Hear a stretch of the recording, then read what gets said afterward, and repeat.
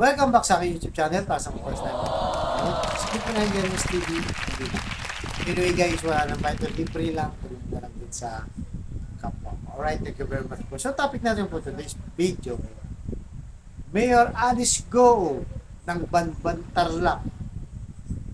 Nilabas ni Sherwin Gatchalian yung kanyang passport nung pagpasok niya dito sa Pilipinas. So ito na nga ba ang magdidiin sa kanya na kung saan, di ba? Mainit-init pa yung balita at sinabayan pa ng Porak Pogo. Hindi pa natatapos itong Pogo Hub sa Tarlac. Di ba? Meron na naman ngayon sa Porak Pampanga. So, narito guys, yung balita. Ngayon lang to guys, mainit-init pa. Sabi dito, Isgoho Huaping is the real Alice Go. Yan guys, makita nyo sa picture. Diba? Yung ID niya, oh. Yung ID niya guys, tignan nyo. Basahin muna natin. Senator Win Gatchalian shared some documents showing that it is possible that Banban Tarlac Mayor Alice Go as a Chinese name, Goho Huaping. Ito ang pangalan niya, no? Ito talagang parang sinakakalayo, di ba? Goho Huaping. Alice Goho might be Goho Huaping who entered the Philippines on January 12, 2003. When she was 13 years old, her real birth date is on August 31, 1990. This is according to documents provided by Board of Investment from the Guho Family Application for Special Investors Residence or Visa and the Bureau of Immigration Guho Huaping Registered Mother under yun na yung SRB Lin Wendy, sabi ni Gatchalian. So guys, di ba? Matindi pala to, no? Kaya baka ito na nga yung talagang magdidiin din ako saan suspended na nga itong si Alice Go. So ibig sabihin, parang yung kwento niya guys, di ba? Tingnan niyo yung passport ID niya dyan. August 31 siya pinanganak. So ilang taon niya? 90, 2000. So mga 30 plus 34, di ba? 34 years old na siya. Tama ba guys? 90 eh. O di plus 10, 2034 years old na siya. Kaya nga ba sinasabi niya na na-register siya mga 18, 19. Kung pumasok siya ng, kung pinanganak siya ng August 1990, pumasok sa bansa ng 2013. So malamang nga, mukhang matibay na ebidensya ito guys. Diba?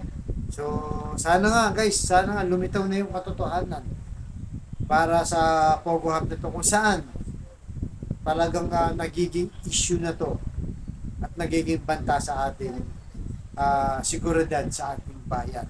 At ang pinakamasaklap nito guys, nakapasok na yung mga sindikato sa China dito sa Pilipinas. Alam na nila yung diskarte guys alam na nila yung diskarte. Hindi lang, dati kasi yung mga Chinese ginagawa lang yan, nagpapadulas lang, under the table lang. Pero siguro nakita nila na parang hindi sapat yan yung mag-under the table sila. Kailangan kakapit sila. O even, kung mapatunayan guys kung mapatunayan na itong si Mayor Alice Go nga ay talagang Chinese citizen, ay yun na nga ang kanilang ginawa. Siyempre, kung yung mayor mo, talagang kapit mo, di ba? Walang gagalaw sa Pogo na yan. Kaso, nag-link nga. Parang nangyari ngayon dito guys, sa Porak, Pampanga. So, ano nangyari ngayon, di ba? Yung mayor dyan, sinasabon na ngayon, di ba, sa Governor Lilia Pineda. Na kung saan wala daw alam.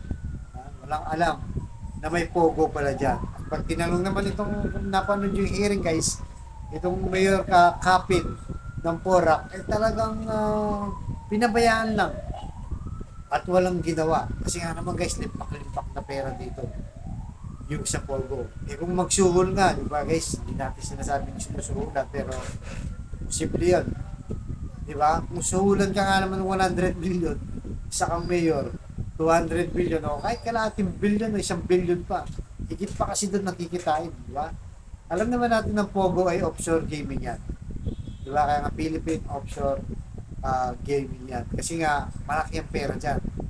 At sa dami nilang nakitang ebidensya, di ba? Mga laptop, mga SIM card, yung Pogo Hub na yan, naging scam hub na talaga.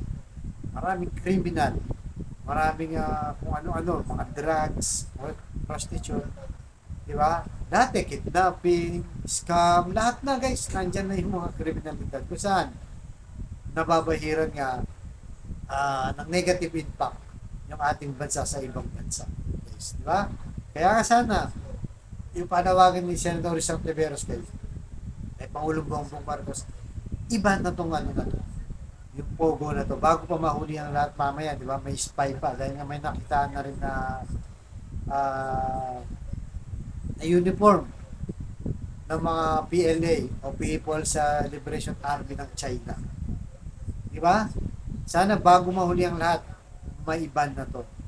Kaya supportahan natin guys. Supportahan natin sila Rizal Tiveros, Sherwin Gatchalian, at yung mga kumukontra pa sa Pogo na to. Dahil talagang walang maidudulot dito ng mabuti sa ating bayan. Diba sa Pasig nga, di ba? Na-vlog din natin si Mayor Vico Soto. Kaya nga niyang ipapan. Nasa mayor talaga guys. May political will lang. O tignan mo, hindi siya nanginayang itong si Pasig City Mayor Vico na iban yung Pogo. Kahit kumikita yun ng bilyon. Pero nakaka-permission naman sa ating bayan. Kaya sana, gumaya yung mga ibang mayor.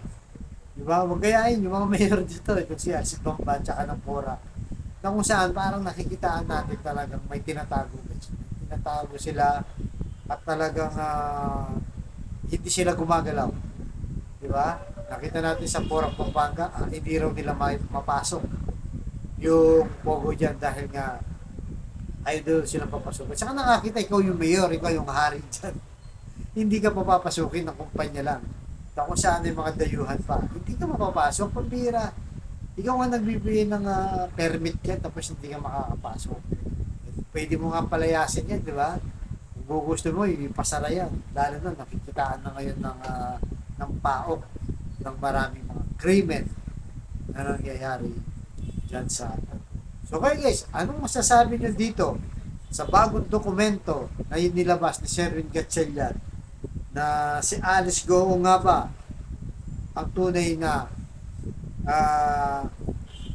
na nakita, di ba? Sa mga dokumento ng kanyang passport na kung saan nagpalit na lang ng pangalan at nagparehistro dito sa ating bayan. So alright guys, abangan natin kung ano pa magiging update at sana nga talagang madiin na madiin to dahil maraming dokumento kung nagtuturo na talagang kasabot ito si Alice Go ng Banban. Alright guys, ganito lang po.